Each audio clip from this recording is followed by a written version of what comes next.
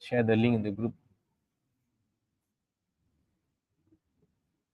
Bhagavad Gita, chapter 15, text 15. Sarvasya chaham hridi sannivishto atah smriti jnanam apohanam cha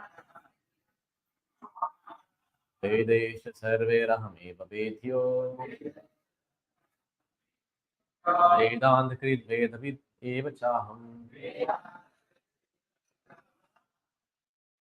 sarvasya, of all living beings, cha, and aham, I, kriti, in the heart, sannivishtaha, situated, mataha, from me, smriti, remembrance, jnanam, knowledge, apohanam, forgetfulness, cha, and vedai, by the Vedas, cha, also, sarve, all, aham, I am, eva, certainly, vedyaha, knowable, Vedanta Krit, the compiler of the Vedanta, Vedavid, the knower of the Vedas, eva, certainly, cha, and aham, I.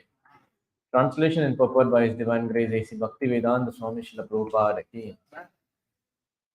I am seated in everyone's heart, and from me comes remembrance, knowledge, and forgetfulness.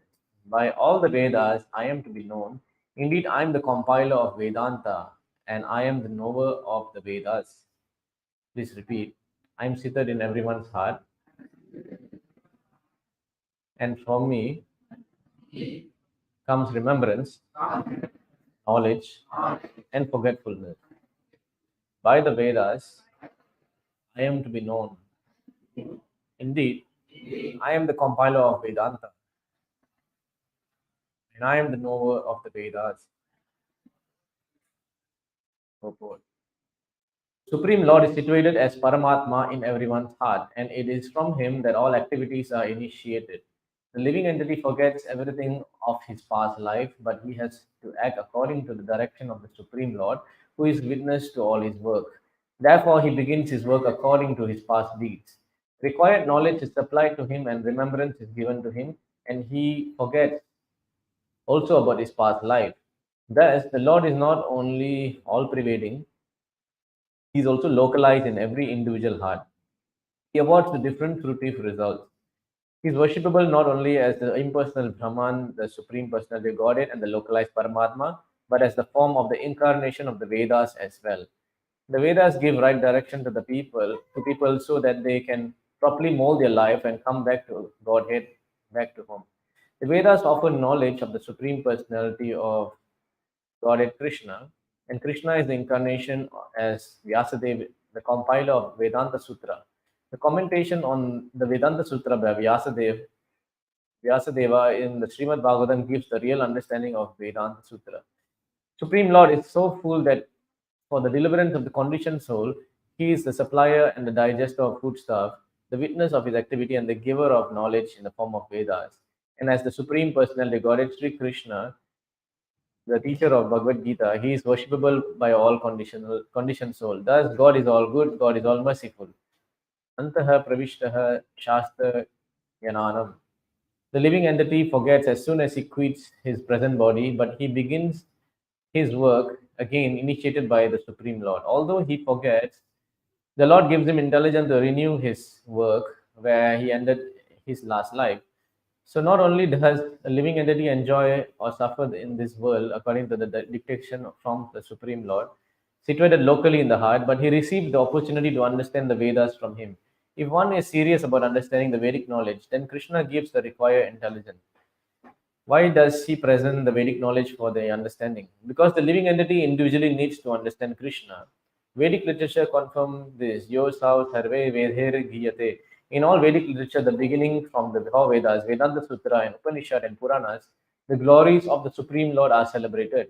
By the performance of Vedic rituals, discussion of Vedic philosophy, and worship of the Lord in devotional service, he is attained. Therefore, the purpose of the Vedas is to understand Krishna. The Vedas give us direction by which to understand Krishna and the process of realizing him. The ultimate goal is the Supreme Personality of Godhead. Vedanta Sutra 1.1.4 confirms this in the following words: Tattu Samanyavat. Samanyavat. One can attain perfection in 3 stages. By understanding Vedic literature, one can understand his relationship with the Supreme Personality of Godhead. By performing the different processes, one can approach him, and at the end, one can attain the supreme goal, who is no other than the Supreme Personality of Godhead. In this verse, the purpose of Vedas and understanding the Vedas, the goal of the Vedas are clearly defined. So we'll see the translation again. I'm seated in everyone's heart, sarvasya chaham hridi sannivishto, and from me comes remembrance, knowledge, and forgetfulness. Mata smriti jnanam apohanam cha. By all the Vedas, I am to be known. Vedesha charver aham eva vedyam. Indeed, I am the compiler of Vedanta and the knower of the Vedas. So this is a big verse. There's 2 parts in this. One part talks about the Vedas. So due to the lack of time, we are just going to cover about the part where the Lord is giving intelligence. So this remembrance, knowledge, forgetfulness, these are all faculty of the buddhi, intelligence. And so I think today we'll cover this point. If we go to the Bhagavad Gita in chapter 4, 5,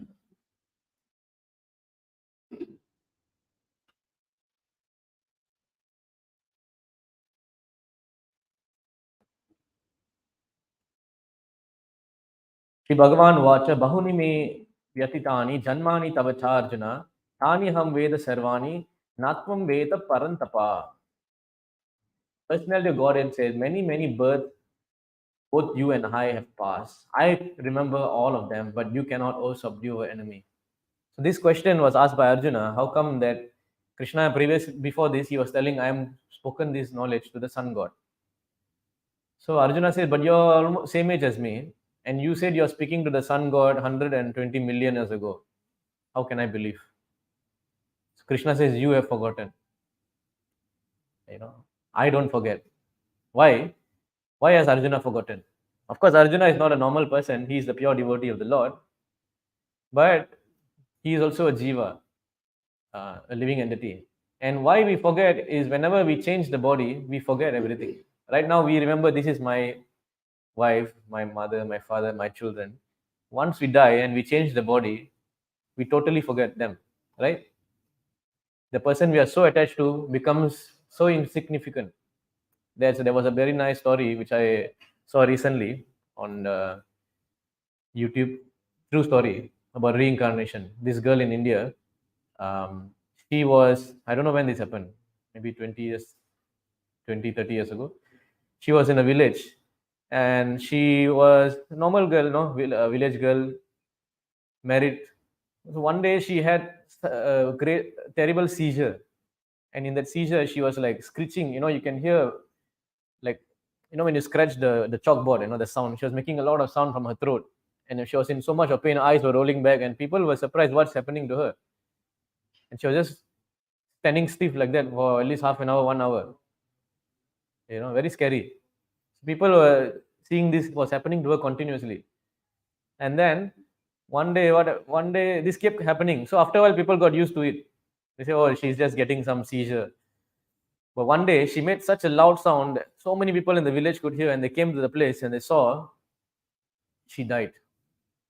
She completely left her body, and then they were preparing for, somebody came, a medicine man came, and then he tried to do something. After a while, suddenly her life came back to her. And when she came back alive, she was totally somebody else. So apparently the soul of this body left. Another soul, these are all rare incidences, but it's to show us that, such things exist. Because many people don't believe in reincarnation, right? So anyway, another person go into that body.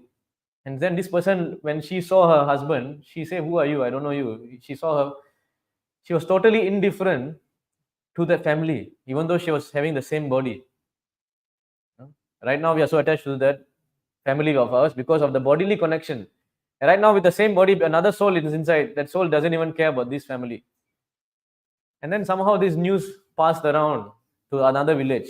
And from the other village, that father came to see this girl, and immediately ran and jumped and hugged him. I say, my father. So she could identify her father from her previous life. So the father told that this girl was, I think, murdered. She was murdered, and somehow the soul came into this body now. Yeah. So from here we can see that once the body, the soul left, there is no remembrance of the activities and connection. And of course, this person has remembrance of the past connection. So they are connecting to the previous family, So like that, Krishna is saying that, what is this? Krishna is saying that, Arjuna, you have forgotten, but I don't forget. Why? Because Krishna does not change body like us. We are forced to change our bodies. Yeah? Janma, Mrityu, Jara, Vyadi, the birth and death, old age, disease is forced upon us. We don't come here to have a leela, Everybody born, anybody born laughing, everybody came crying only. Right?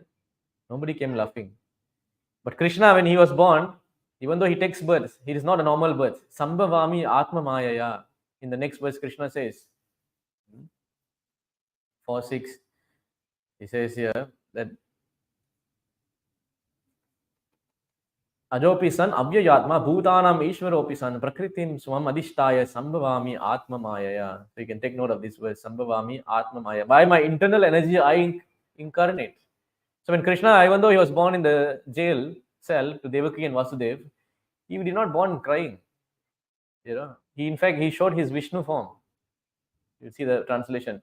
Although I am unborn and my transcendental body never deteriorates, and although I am the Lord of all living entities, my internal energy, I still appear in every millennium in my original transcendental form. So we cannot, even though he is coming in a human-like form, right? He is not like us. Like now you are in a prison. Let's say all of us in the prison. Let's say the president comes to visit us. Yeah? So we start to think, oh, the president is also a prisoner like me, because I'm like a human being. He is also having human form. I'm in the jail. He is also in the jail. No, but he came to visit you. He's president of the entire country. He's not in the jail like you, even though he came to help you. So this is the misconception we have, that we are prisoners. And when Krishna comes, we think he is also a prisoner like us. Right? But when we know that Krishna is not a prisoner like me, when we know that Janma Karma Chame Divyam, Krishna's birth, Krishna's activities and pastimes are Divyam, transcendental, then we don't take another birth. Evam yo veti tatvataha tyaktva deham punarjanma naiti mameti so Arjuna. There is no more birth. Just if you can understand this point, that the Supreme Lord Krishna is not like us. He does not suffer this miseries of birth and death and old age disease. So this is the reason why the Lord appears.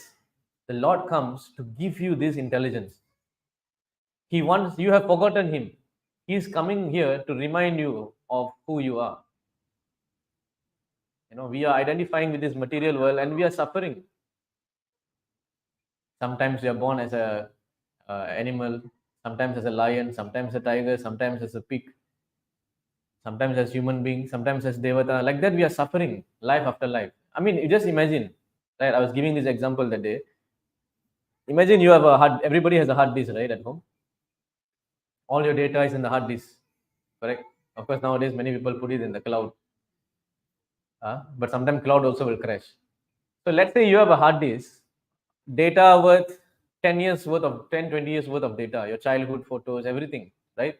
One day your hard disk just falls down and everything disappears. All data gone. Can you describe the feeling, how you will feel? You will feel like everything I have saved my whole life is just gone like that. Actually, I experienced it once. I had to spend about $500 to retrieve the data again. So I was in panic. All my documents, everything, pictures, right? So if your hard disk is getting damaged and losing the data, and you're feeling so much pain, what about at the time of death? Is it nice? At the time of death, everything is taken away from you by force. People say there is no God, right? God say, I'll come as death. I'll come as death. So then, if everything is taken at the time of death, you know how much anxiety and fear and pain you feel. That moment of death is very painful, because here you are seeing your relatives crying in front of you, and you are thinking, I'm not going to see them ever again. My dear wife, whom I spent my whole life loving, I'll never see her again. She'll never see me again. Right? So, this whole misery of this material world is unnecessary for us. Totally unnecessary. Which is why Krishna is coming. He's coming here to give you the knowledge to stop this cycle of birth and death. Come out of this place. Right? So, what he comes to do, if you can see, we can analyze the verse here. Before we see this verse, another incident I want to show you. We saw in the verse today that Krishna awards remembrance, forgetfulness, right? What does he award? The three things. He awards remembrance and forgetfulness, knowledge, right? So in the case of, if you can see the story of Putana, we can see this is happening. When Putana came to kill Krishna, her plan was to kill him, right? She was the first demon to come and attack Krishna. So Krishna, what he did, he closed his eyes. He did not want to see her face. And actually, the acharyas have given their commentary. The acharya is saying, I don't know which, I think Vishwanath Chakravarti Thakur, is there in the Krishna book actually, Prabhupada wrote, Vishwanath Chakravarti Thakur only. He said that why Krishna closed his eyes? Because, number one, first reason, he did not like to see Putana's face. So Krishna also has likes and dislikes. If you want to do something demoniac, evil, he does not like. Yeah, I mean, God is equal to all, but he does not like to see his children doing, I mean, does a father like to see the child go to the jail? No, right? Every father wants to see the child become a, honorable person, right? A good gentleman or gentlewoman. So, first, number one reason, Krishna closed the eyes because he did not want to see the face. He did not like her face because she's committing sinful activity, right? Number two, why he closed his eyes is because he knows that she is afraid of him. When Putana saw Krishna, he could sense, he could understand this person is not an ordinary child. This is, you can feel this is a Supreme Lord is here. She had some remembrance. Oh, this is the Lord. And to make her forget, he closed the eyes to show that he's a normal child. So then she thought, oh, he's a child only, he's closing his eyes. Right? Imagine she's going to give the milk, Krishna just looking like that. Then she'll think, this is not a normal child, no, like a gangster child. And of course, the third reason, Krishna did not want to kill a woman, because to kill a woman, a child, a brahmana, old man, these are all sinful, very sinful. Unfortunately, if you see in the current age, the women are the first person to suffer. Anywhere, anytime there's a war, any problem, the first person who gets killed, exploited, raped are women. Very sinful. So Krishna also felt, okay, I don't want to commit a sin of killing a woman, because she's not a woman, she's a Rakshasi. Then the last reason is Krishna taught her as a mother or a nurse, because she's coming as a nurse, right? A mother to give milk. So he thought, I don't want to kill my mother or nurse. But ultimately, when she was killed, she attained the position of mother in the spiritual world. That is the power of Krishna. Where here, you always see the negative in people. Somebody may be having so many good qualities, but you'll say, but this guy, yeah, he's very good, but this guy, he has this problem. Let's say the white shirt, you see, if there's one black spot, you'll see that spot. But here, Krishna, he sees that this demon is coming to kill me. Such a heinous activity the demon is coming to commit. Yeah? Very cruel to kill a newborn child. But he sees the good in her, that, oh, she's coming as a mother. So Krishna is like the honey bee. He takes the honey only. So even though we are such rascals, Krishna is so forgiving. It's not that we are so great, I'm so great devotee. No, we're all rascals only. Because so many bad qualities. But Krishna is magnifying whatever little good quality we have. Similarly, even Lord Shiva, in the Srimad Bhagavatam, the Daksha Prajapati story, there's a sloka where Shiva is described as seeing, Sati is saying, my husband Shiva is seeing all the good qualities Even the small, minute quality he magnifies. But you are always like a fly. The fly always see the saw, The bee always see the flower, the honey. But the fly always see where is the dirty place. So you are like that. So Lord Shiva also has that quality, that he magnifies any small good quality in us. So anyway, in this story, we can see how the Lord sort of made Putana forget who he is and let her do her activity. And then, of course, he killed her. He killed her, but he liberated her. That is the power of the Lord. That no one can do. You can see this sloka here.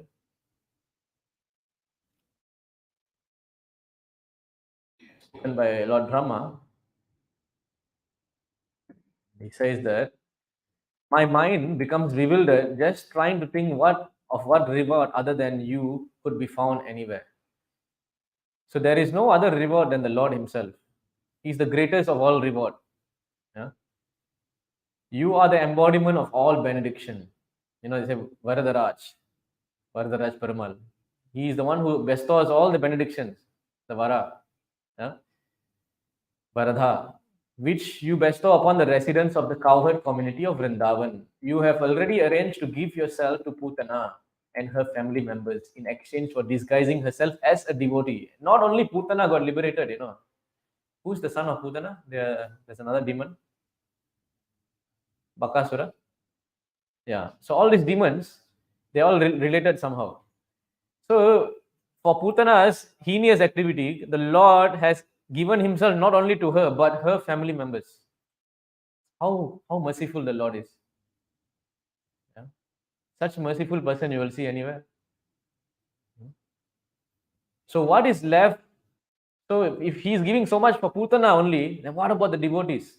What is left for you to give to these devotees of Vrindavana, whose home, wealth, friends, dear relation, bodies, children, and very life, heart are dedicated only to you? If you can give so much to a demon, what about a devotee who has dedicated everything, the heart, the wealth, the friends, the relations, the body, the children? This is the devotees in Vrindavan. How surrendered they are. So Brahma is saying, I pray to these residents of Vrindavan. May I get their intelligence. May I get the mercy of their devotional service. So this is how merciful the Lord is. And now, just wanted to discuss verse to go more in depth on this. If you see in the Srimad Bhagavatam 1.1.2, Dharma projita kaitavatra paramo nirmatsaraణam satam vedyam vastavamatra vastu sivadam tapatrayona moolanam Srimad Bhagavate Mahamuni Krite Kimva Pare Ishvara Sadyo Hridi Avarutyate Prakriti Shushruphir Takshanat. So here we see the verse, Srimad Bhagavatam, the second verse of Srimad Bhagavatam. Many things are mentioned here. Number one, Dharma Projita Kaitavatro Parmo Nirmat Saranam Satam.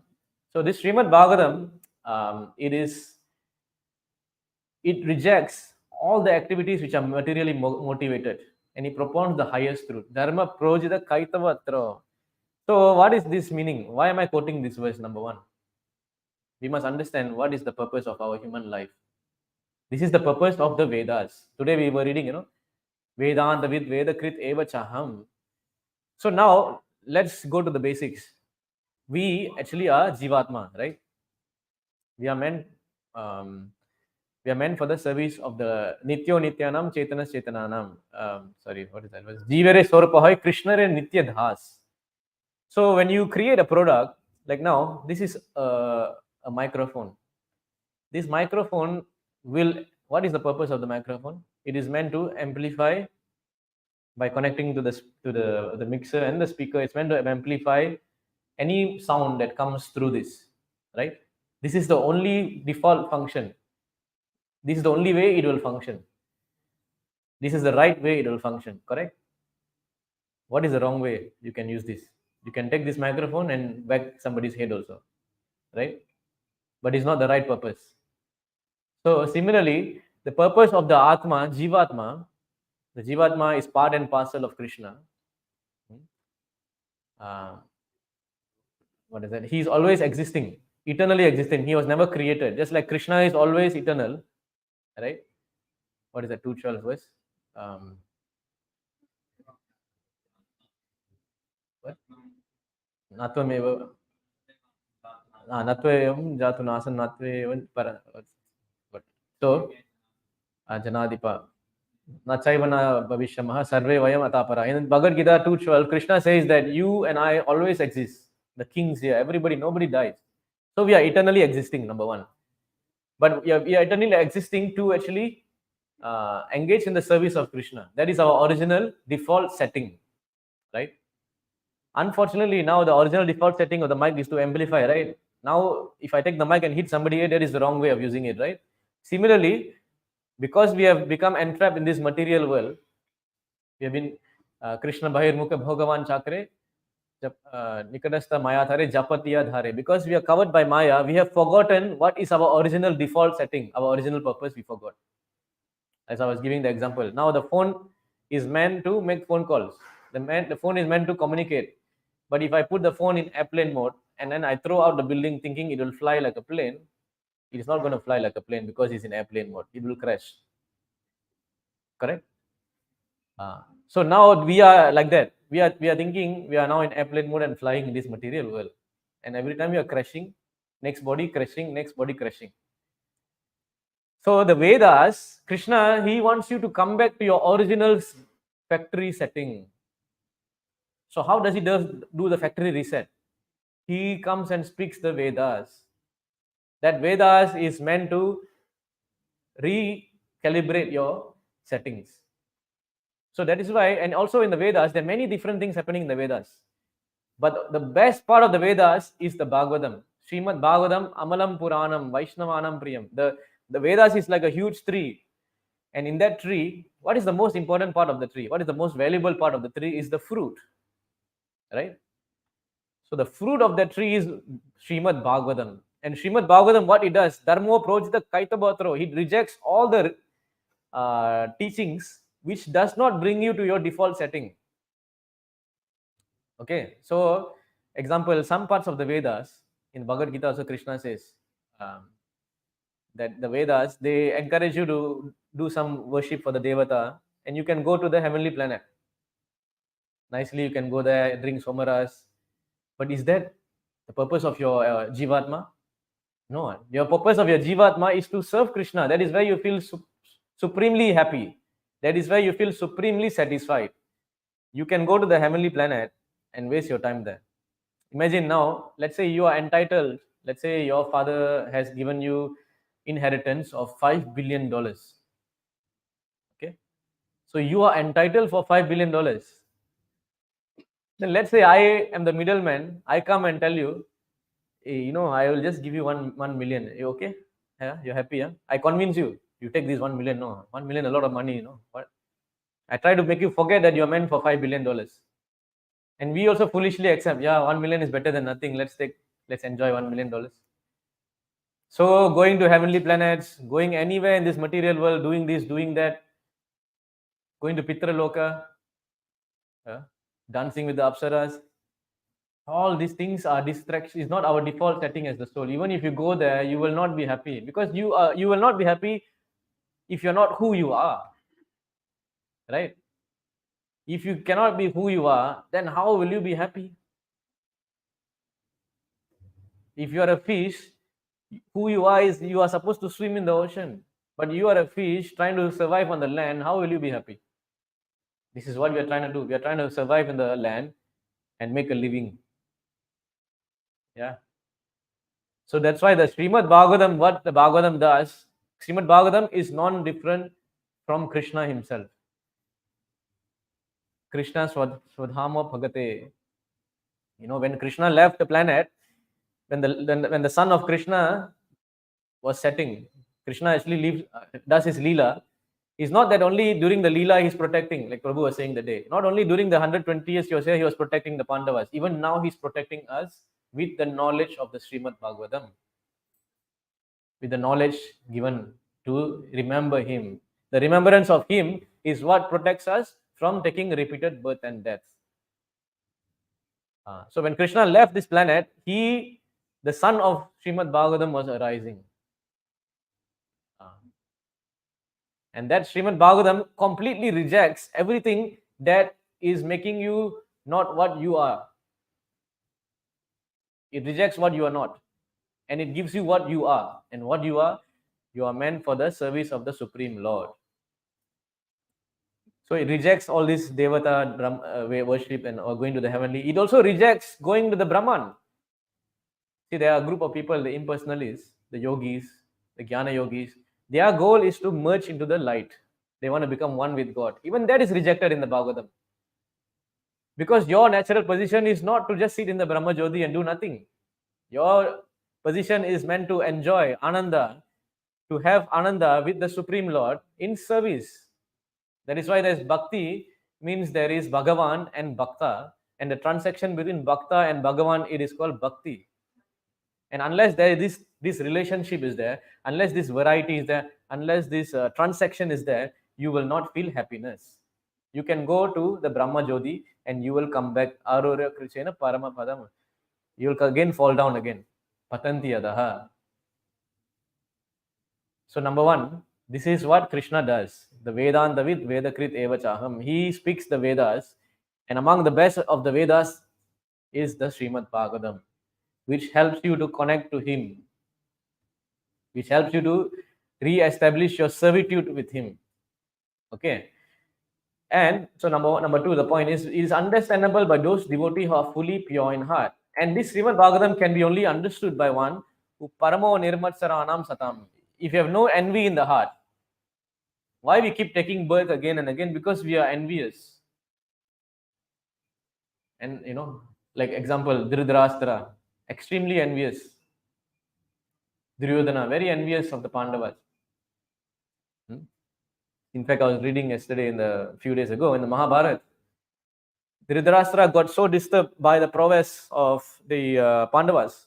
This Pandavas were so powerful. Arjuna, nobody can defeat Arjuna in such a light. They say their hand was so light, so fluid. He was shooting arrows. He was expert in every weapon out there. Nobody can touch him in battle. Bhima, Nakula, Sahadev, so great warriors. So Dhritarashtra was burning with envy. So what happened? He actually consulted with his minister called Kanika. And the minister, he asked, what should I do? I'm feeling so much enviousness against the Pandavas. And Kanika, he told, don't worry, my dear king. As a king, you're meant to destroy all your enemies. You should kill all your enemies. Do not spare them. Do not show your weakness to others. You should show that you're a very nice person outside, but inside you should be very bad. Inside you should do all the scheming and planning. So this kind of advice the minister was giving. By all politics, you should destroy the Pandavas. So how can such a person be a king? He is so envious against the Pandavas. How can he rule the kingdom? The king is meant to help the citizens understand this knowledge of the Bhagavatam, understand of the surrender to Krishna. But here this person is scheming. So Kanika told a very nice story. Kanika said, I'll tell you one story of a fox who actually cheated his friends. Like that, you should cheat the Pandavas. So what happened? There was a fox, and the fox had four different friends. Number one, his friend was a mongoose, a mouse, a tiger, and a wolf. So one day, the fox wanted to eat the deer. There was a very beautiful deer, very fast, strong. He was the leader of all the deers, and he said, I want to eat this deer. So he was thinking, how I can eat this deer? So he made a plan. He told, okay, I think the tiger is very hungry.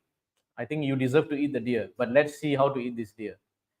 We will get because tiger also could not catch the deer. Deer was moving very fast. So he told, when the deer is sleeping, we'll ask the mouse to go and bite the leg. And once he bite the leg, the deer will be limping, right? Then the tiger will attack. So he said, okay, fine. So the mouse went, bite. Tiger came, tiger attacked, and tiger killed the deer. And then everybody was coming to eat. The tiger was ready to eat the deer. Say, okay, thank you. I'm going to eat the deer now. And then the fox said, no, what do you do? Don't eat first. Before you eat, you should shower, you should be clean. You should purify yourself. Go and bathe in the river and come, all of you all. So all of them went to the river and bathed. Tiger was very impatient. He bathed very fast. He came back fast, first to come. And then the fox, you know what he said? Fox said that, okay, you know what happened? The mouse just came. The mouse told me that he was the one who bite the deer, and if without the mouse help, you cannot eat, right? So you mouse should eat first, and the mouse said, after I eat the remnants, only the tiger should eat the remains. So tiger felt very humiliated. Oh, what do you think? I'm what? I'm tiger. No, I'm such a powerful creature. I should listen to this mouse. I'm not so shameless. I will hunt myself. Thank you to the mouse for teaching me a lesson. I will be self-sufficient from today. I will not depend on anyone. The tiger walked away. So tiger gone. Okay. Then next, this mouse came. The mouse said, "Where is the tiger?" He said, "Oh, tiger. He's very angry. He left." So what happened was the mongoose came. The fox is telling mongoose came earlier. Mongoose said, "Now the tiger has bitten this deer. The flesh is poisonous. So better don't touch this flesh." You know. So the mongoose said that I will kill the mouse. So like that, the fox was telling. The fox made up a story about the mongoose. Then mouse got afraid. Oh, mongoose is going to kill me. Better I run away. Mouse also ran away. Okay, next the wolf came. Wolf said, "Where's everyone?" See, then he told the story how the mouse was criticizing the tiger. Tiger went away. And then he said, tiger said that he will hunt from today onwards, he will hunt himself. So his number one prey is going to be you. He's going to kill you. Then the wolf got scared. Oh, tiger is going to kill me. And also tiger is walking away, right? He's making a loud sound, roaring. So then after that, wolf also got scared and ran away. Only finally left, mongoose came. Then mongoose came, he asked, "Where's everyone?" He said, "Oh, I kill all of them."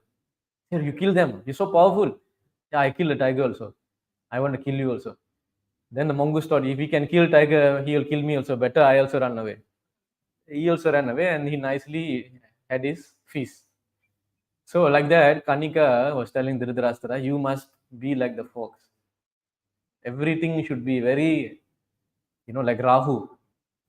Everything must be a misconception. Tell one thing here, do another thing here, do like that. So after hearing this advice, then only the Kauravas and Dhritarashtra planned to do the house of wax. They send Pandavas to the house of wax and burn the place. This is how it started. So enviousness. So the enviousness, with this enviousness, we cannot understand the Srimad Bhagavatam. If the enviousness in the heart. So we must, that's why we have to do this chanting, the Hare Krishna mantra. Then only this envy will clear the heart, will go out from the heart. We should serve the Vaishnavas, we should be humble, we should bow down. People come to temple, what they do, no? Touch the like this, something, they'll do some keys all. You should bow down. Why? Because the bowing down makes you develop humility. It makes your envy go away. In Hari Bhakti Vilas, he says that Dobhyam, what is that? Dobhyam Padbyam Cha Janubhyam. Dobhyam means Dobhyam Padbyam Cha Janubhyam. Dobhyam means with the hands, Padbyam legs, so Janubhyam the knees. Then Sirasa, what's that? What's that? Urasa, Sirasa, Drisha. Urasa is the chest, Sirasa is the head, and Drisha the eyes. Manasa, Vachasa, Cheti. So all these parts, and Manasa, Vachasa, Cheti, with your words, with your heart, with your intelligence, all these things. What is the last line? Pranama Ashtanga Iritaha. And this is how you do Ashtanga.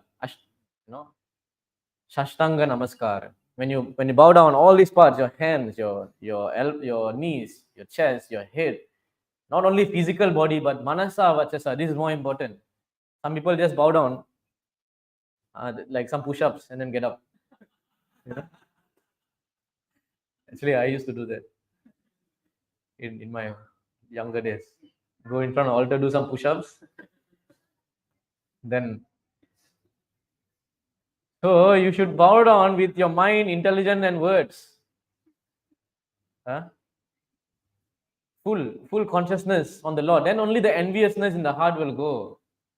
So that's why Krishna says in the Gita, the 9:34, Manmana bhava mad bhakto madhyajimam namaskuro. Namaskuro. Very important.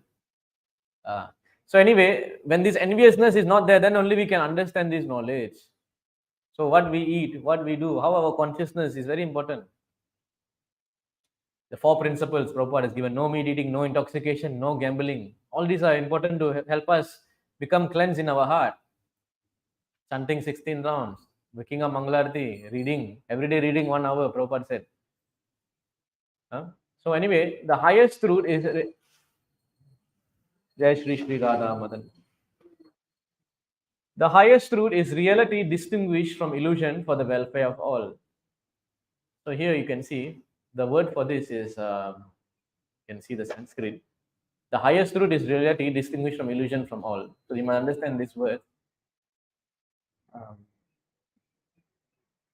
Vedhyam vastavam atra vastu sivadham. Sivadham means auspicious. This Bhagavatam is so auspicious to hear. And Vedyam Vastavam Atra Vastu. What does this mean? Vedyam means understandable. Vastavam means factual. Atra hearing. Vastu substance. So this is the important part. By knowing this knowledge, you will understand the primary ingredient which runs everything. What am I trying to say? You will see that Krishna is in everything. You will see Krishna is the source of everything. If we go to the Bhagavad Gita,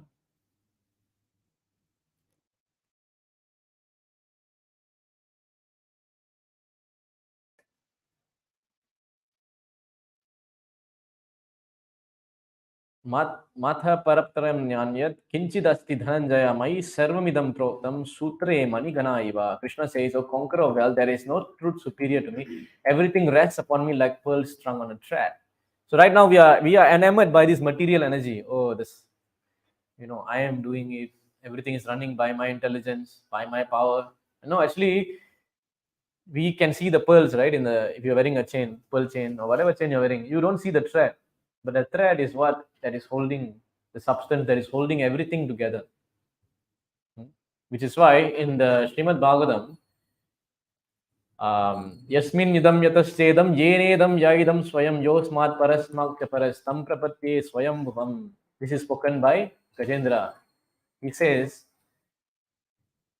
Supreme Godhead is the supreme platform on which everything rests. Yasmin idam yataschedam. Everything rests on the Lord. Nothing works without the Lord's intervention. The ingredient which has been produced, yenedam yaidam swayam, the ingredient by which everything is produced. So we are not the doers. The Lord is the one providing everything for us. And we are just manipulating with this nature, and then we are saying there is no God. Like these scientists, they have gone to Chandrayaan and they are feeling very proud. Right? But who is giving the knowledge and intelligence to do that? You should, if you are a scientist, you should acknowledge that God is the one, Krishna is the one giving you that knowledge and intelligence. That is real scientist. And Yosmat Parasmakta Paras, the person who has created and is the only cause of this cosmic manifestation. And he is the cause. He is the creation. He created everything. So if you understand this knowledge, then you have common sense. They say this word, common sense is not so common. Why? Okay, why is that so? Because now let me tell you an example. Here we have so many people sitting here, right? We have somebody who is an accountant, somebody who is an engineer, somebody who is working in IT, somebody who's a doctor. So let's say you're a doctor, you were in school. When you were attending the lecture in the school, all the students inside were medical students, right? Did you see any IT students sitting there? No. When you're an IT student, do you see any medical students sitting in your lecture? No. So you only learn something which is specific to your department of knowledge. But when you come to the spiritual class here, why everybody is coming here?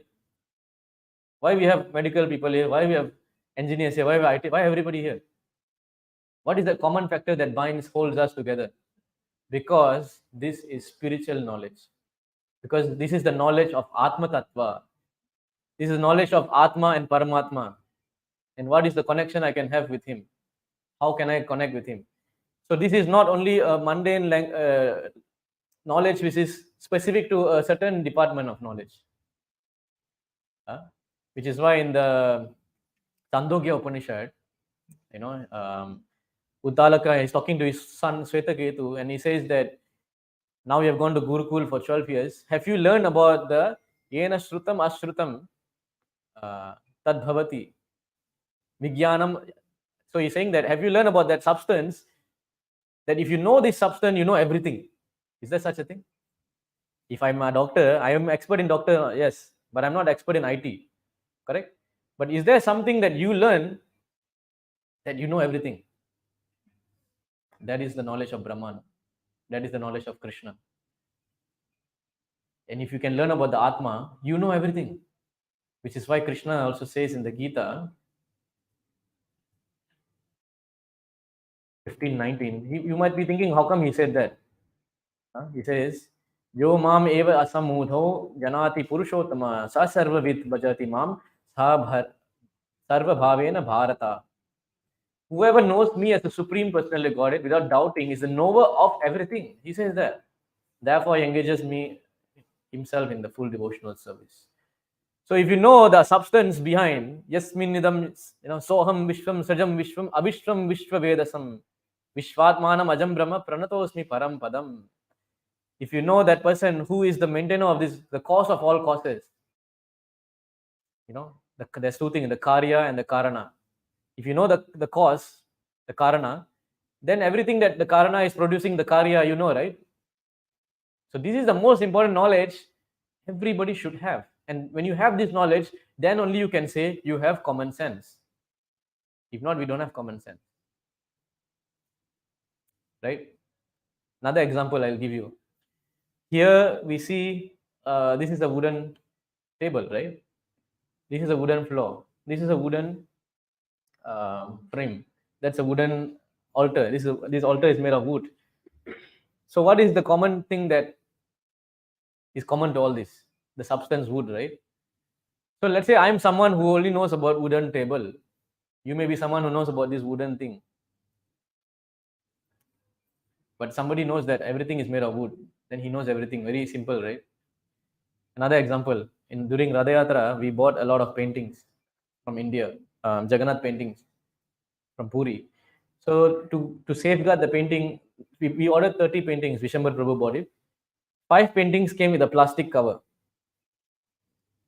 The other 25 was not protected. So when I was worried that if it's not protected, eventually it will get damaged and we cannot sell. So we need to find the cover. So I went around so many places, art shop, so many art shops I went, asking them for the cover to put the painting. And then they're giving me some box, so many $100 they're asking me. Some big box put inside like that, like slots. Not even practical to spend so much money for that. So I was searching in so many places, I cannot find.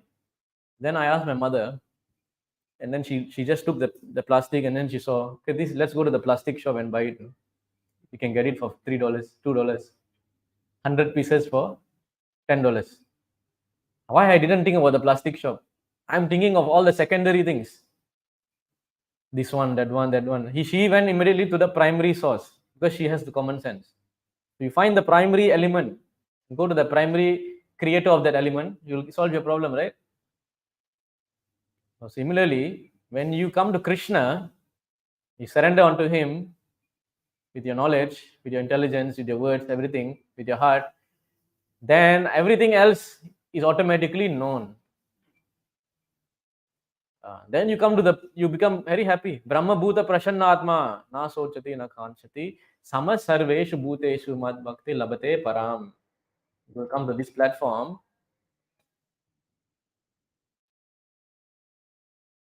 One who is thus transcendently situated at once realize the Supreme Brahman becomes fully joyful, because when you know the cause of all causes, you know that I am part of this Brahman and I need to serve him. See, the problem is with Advaita Vedanta. Advaita Vedanta come to the point of understanding that everything is Brahman. Sarvam Kalividam Brahma. They know everything is Brahma, but they don't want to serve that Brahman. Yeah, you know that you are consciousness. Yes, very nice. But what is the activity of consciousness? So they remain in the platform. If let's say you just know theoretically, yes, I am Brahman, I am soul, will that make you happy? You must know what is the activity of Brahman, right? What is the activity of the soul? Activity of the soul is to engage in the service of the Parabrahman. So Advaita Vedanta only comes until this point. Whereas the Vaishnava Vedanta, the Vaishnava Siddhanta, it goes beyond. Let's give service to the Supreme Parabrahman. And then when you do that service, that's when you become fully joyful. Prashanatma. Suklam Bharadaram Vishnu Sashivarnam Chaturbhujam Prasanna Varadam Jaye. The Lord is always Prasanna, always happy. Right? And similarly, when you engage in his service, you also become Prasannatma. He never laments or desires to have anything. Why you need anything material then? If you are automatically getting the Supreme Brahman, Krishna service, what is higher than that? Right? So you have no lamentation, you don't have any hankering, you become equally disposed to all living entity. Sama Sarva Bhuteshu. In that state, you attain pure devotional service. So now the whole world, they are fighting because they're saying, oh, I'm Ukraine, I'm Russian, I'm Indian, I'm Pakistani. All fighting on this bodily platform. But if you understand this knowledge of Brahman, Krishna consciousness, you become Samoham Sarva Bhuteshu, you become equal to all. Where is the fighting going to happen? Whole world will be in peace, right? And when you don't have this knowledge, the whole world will be in pieces. Right? So this is very important knowledge that we should have from a childhood. From 5 years old, we should have. Because when you have this knowledge, even when your time of death comes, you're not disturbed. You're not stressed. You're not in anxiety. Because you know, after this body is finished, I'm going to engage in the eternal service of Krishna. Right? So that is the Vedavam Vastavam Atra Dharma Prochita Kaita Bhatro Paramo Nirmansaranam Satam Vedyam Vastava Atra Shivadham. So this is very auspicious. Right? So now, hence, this is how we should engage in the devotional service of the Lord, Krishna consciousness. The most important knowledge that everybody should have. And when Krishna sees that you are making endeavor to understand him, Krishna is saying, oh, this person is trying to chant my name. He's trying to read my books. He's trying to read my Acharya's Prabhupada book. He's trying to do service. You know what Krishna does? You see here. Krishna does this thing. Namo Vishuddha Satyavaya Hare Hare Merase Vasudevaya Krishnasya Prabhave Sarva Satvatam. My dear Lord, we offer our respectful obeisances unto you because your existence is completely independent of all material influences. Your Lordship always takes away the devotee's miserable condition for your brain. So, yes, here, your brain, Hare Hare Medase, plans how to do so. So when you do Krishna consciousness, you put effort into this, you put your energy into this. Krishna's brain also works how to give you remembrance of him. Right? And when you remember him, like I said, Janma Karma Chamedivam, no more birth and death. You live everywhere as Paramatma. Therefore, you are known as Vasudeva. You also accept Vasudeva as your father, and you are celebrated by the name Krishna. You are so kind that you always increase the influence of all kind devotees. So you see how the Lord is planning. He's sitting in your heart as Paramatma. Every lifetime you are going, he's following you. He's waiting for you, planning how this person can come to my devotional service. You may be planning so many things, but he is making a plan. Oh, let him walk in this road. Let him see my devotee. Let him buy this book. Let him read that book. Like, Madhava Prabhu. Somehow he met us in the book table. He bought the Science of Self-Realization. So like that, many devotees are here. Why? Krishna is making the plan. So this is the plan we should also have. How to surrender unto him. So I'll just conclude the class with a story about how the Lord gives intelligence from the Mahabharata as well. There's a story. Of course, this story is a bit different. Whatever I explained to you is the real in-depth explanation of how the Lord is planning to bring you back to his lotus feet and his service. But at the same time, the Lord also helps you in your normal activities also, normal ways. Like now we can see in the Mahabharata, there's an incident that happened when the war was going on between Arjuna and Karna. I mean, Pandavas and Kauravas. On this day, Karna was so powerful that he was unstoppable. He was so powerful that he even defeated Yudhishthira. But of course, he made a promise to Kunti, right? Saying that I will not kill Yudhishthira. So then after that, he told, I will not kill him. So he gave Yudhishthira, I say, you go and live. Like it's very insulting to a Kshatriya. Kshatriya, they will fight and they will not turn their back in the battle. And they will not surrender until they die. So here, Karna has insulted Yudhishthira saying, I give you life, take it, like a beggar is giving. So Yudhishthira got so upset, he left the place and then he went to his tent. And Arjuna could see from a distance, oh, his brother is leaving the battlefield, what happened? So Arjuna, instead of fighting with Karna, immediately runs to see the welfare of his brother. And then he enters the tent. Yudhishthira is sitting there in so much anger. And when he sees Arjuna, he gets even more angry. He says, what you're doing here? You are meant to go and fight Karna and you're running away and coming to see me for what? What kind of coward you are? So he was feeling so much anger that Arjuna himself is not keeping. He said that, what? Of course, he spoke in anger. We know he don't mean it. He said that you should not have born. 5 months you should have just somehow aborted. What kind of coward brother I have? Because of your promise only I'm fighting with the Kauravas. Because you said you will fight with so much of strength. What kind of Gandiva you are having? Useless Gandiva. So like that, Yudhishthira was insulting. Immediately Arjuna, what he did? So Krishna was there also. Immediately Arjuna took out his sword, his small knife, and he wanted to kill Yudhishthira. And then Krishna said, what you're doing? What kind of madness you are doing now? He's your elder brother. He's elder than he's the king. Why are you going to kill him? And Arjuna said, I have made a vow, whoever insults my Gandiva, I must kill him. Then Krishna says, you are foolish. You are such a fool. You are thinking you are doing such a virtuous thing. You are doing some great dharma. You think you are a big time dharma guy, but you are actually committing the greatest sin by killing your innocent brother. If you go to Bhagavad Gita, you can see who can be killed.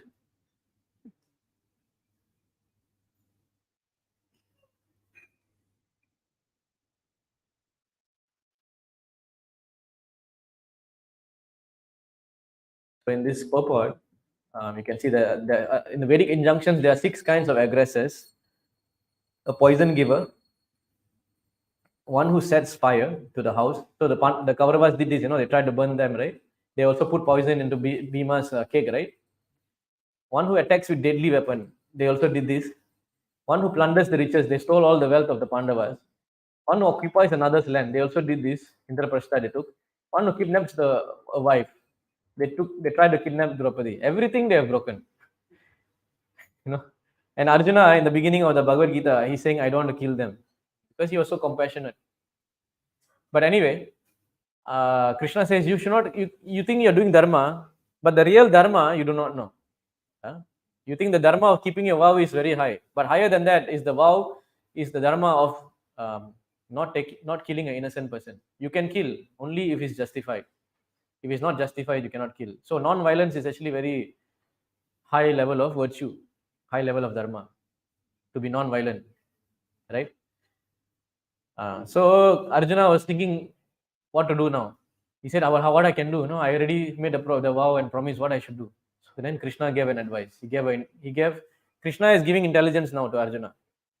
Krishna says, okay, You don't need to kill him. You glorify, you praise yourself.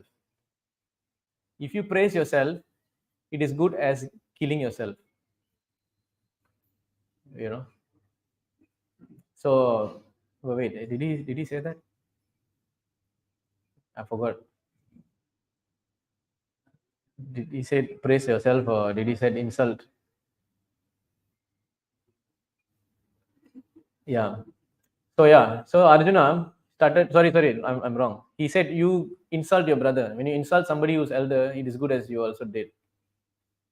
So he started insulting, unwillingly. He started insulting Yudhishthira, and then Yudhishthira started to feel very hurt. He's saying, "What kind of king you are? You're a lousy king. Because of your gambling, we lost everything. You're so weak. Bhima should be the king." So like that, he hurt Yudhishthira with words. And when you hurt somebody with words, elder, it's good as you also, you're killing yourself, right? So like that, Krishna protected him. And then after that, Yudhishthira felt very sad. And Yudhishthira said, "Yeah, better I leave this place. I don't want to be a king. I should leave this place uh, once and for all, everything." Then after that, Arjuna immediately took the sword and wanted to kill himself. Then Krishna said, "Now what stupid thing you're doing? First you want to kill him, now you want to kill yourself." He said, "No, I want to kill myself because I insulted my brother. Because I insulted my brother, I cannot leave. I should not. I should show him so much of respect, and I'm insulting, so I should not leave also." Then Krishna said, "You are another fool. You think now you are doing something great, huh? By committing violence on yourself. You go and fight with Karna and defeat him. That is your real dharma. He said, okay, Naman, I'll give you a solution. Now you praise yourself. Because you praise yourself is as good as killing yourself also." Then Arjuna started praising himself. "I'm so great. I'm so powerful. This. He said, okay, now you're done." Then Arjuna immediately bowed down to Yudhishthira and he was crying, "I'm sorry. Please forgive me for what I've done." Yudhishthira said, "Naman, go. I bless you. Go and fight with Karna." So praising oneself is also as good as killing yourself. In the Mahabharata also, you can see in the story of Yayati. Yayati is the ancestor of the Pandavas. It's a very long story. I cannot go from the beginning. So Yayati, he goes to heaven. After all the austerities, one point, he goes to heaven. Then you know what happened? Indra gets very jealous of him. Indra is always jealous. Indra sees him, oh, this guy is so powerful. No, he can be the next Indra. Better I do something to kick him away. So Indra said, come, sit down, let's talk. So you know what Indra said? Indra was talking so many things. Oh, because, so you see, Yayati had 5 sons, The first son was Yadu.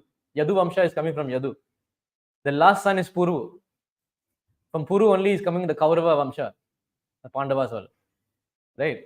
So Yayati, so Indra is saying, oh, I want to ask you one question. So I heard you are such a great king on earth.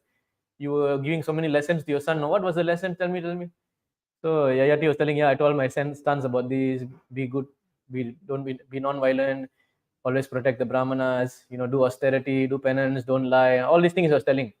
Okay. So he was beating around the bush. Immediately he did not go to the point. Because if now you want to take something out of someone, you cannot, if you go to them immediately and tell something, they will understand, they'll keep quiet. So Indra was doing a long-winded approach. You're asking so many questions. What you told your son?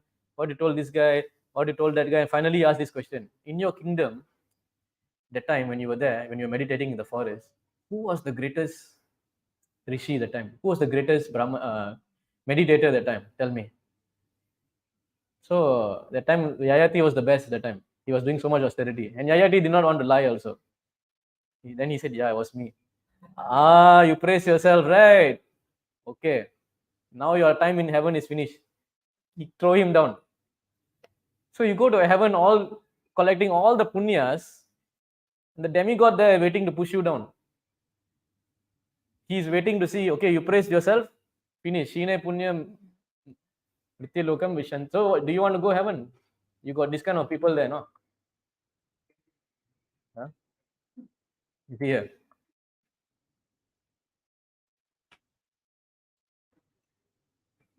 Bhagavad Gita.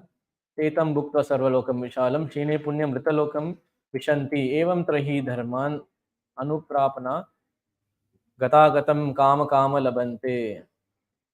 when they have and thus enjoyed vast heavenly sense pleasure and results of their pious activities are exhausted, they return to this mortal planet again.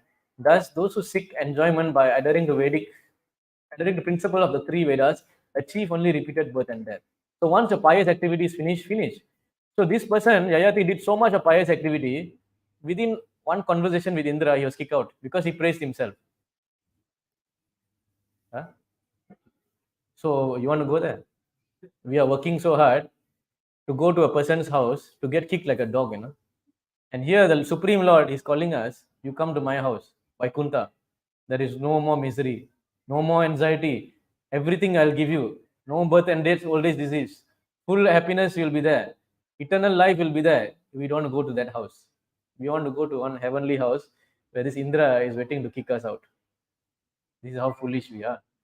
And if we pray to Krishna, that's why we have to pray to Krishna for the intelligence to say, please, Krishna, I surrender unto you, Sarva Dharman Parityaja, please take me to your home. Please take me back to Vaikuntha. Please take me back to Goloka. I don't want to go to these temporary homes. You know, you can see in this verse here.